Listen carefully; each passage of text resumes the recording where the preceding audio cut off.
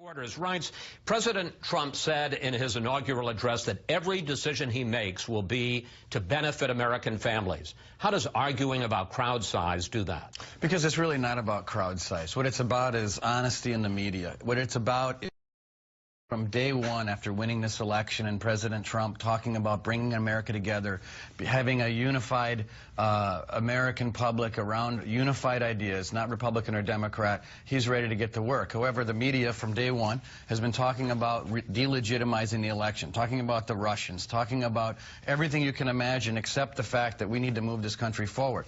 Now, we get done with the inauguration. First thing out of the media is that President Trump removed the bust of Martin Luther King Jr. out of the Oval Office. This is an explosive accusation, which could have had incredible ramifications given the history of the press and on this subject matter.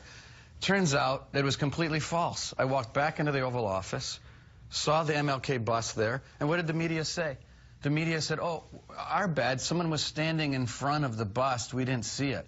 Can you imagine tweeting that President Trump removed the MLK bust? So that's the first day. Day one. Not even, I mean, day like hour 3.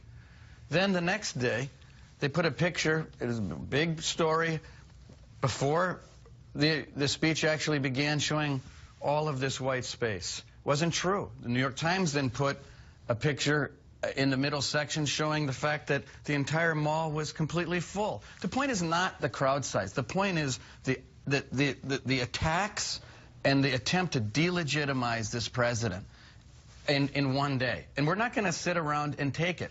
Sean's been doing press briefings every single day. This was a press...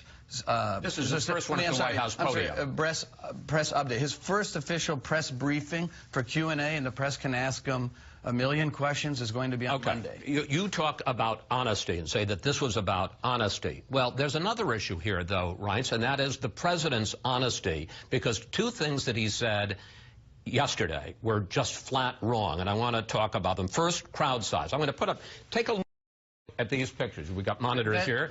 There's another picture. Let's take a look at those pictures. On the left, you've got the Obama inaugural crowd. On the right, you've got the Trump inaugural crowd. Which one is bigger? Listen, you're also not saying that picture was taken before he was even speaking.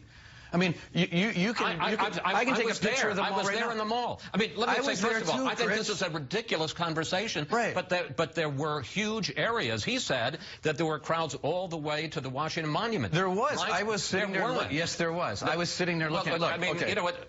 Put up the picture again. This is, folks, put up the picture again. You can keep putting the picture up, but I can take a picture. Look, wait a second.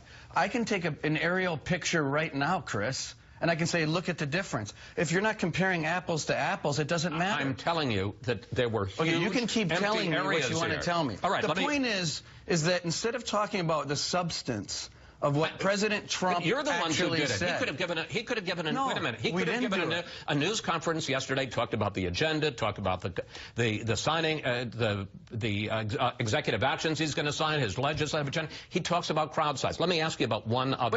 Wait a minute. Let's back up.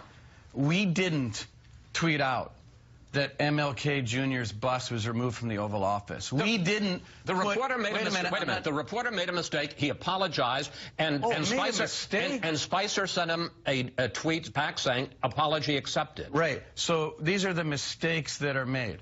A reporter shoots first, aims later. I think the magnitude. Are you saying there's a conspiracy here? I'm saying there's an obsession by the media to delegitimize this president. And we are not going to sit around and let it happen. We are going to fight back tooth and nail every day and twice on Sunday. Okay.